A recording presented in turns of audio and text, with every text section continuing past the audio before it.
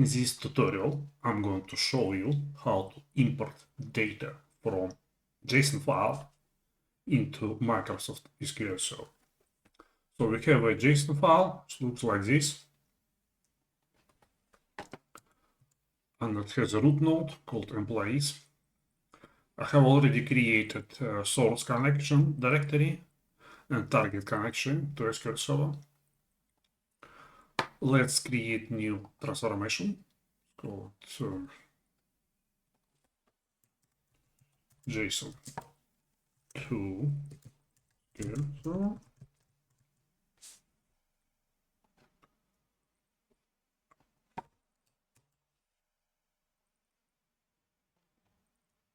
So first step we need to set reader properties.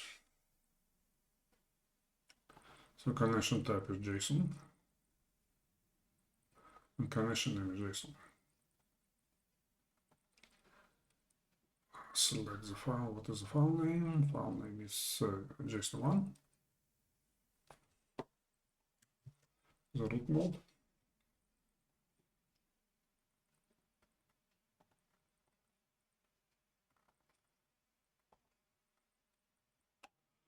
Here's our data.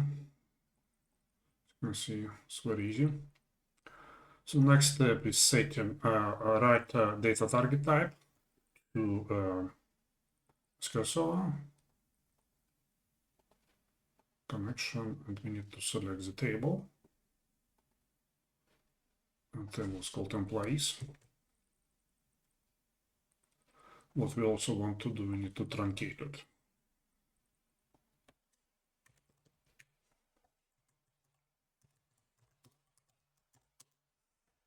Table. And all we need to do now is to map the fields. Very easy. And now we are ready to run our transformation. Here it is.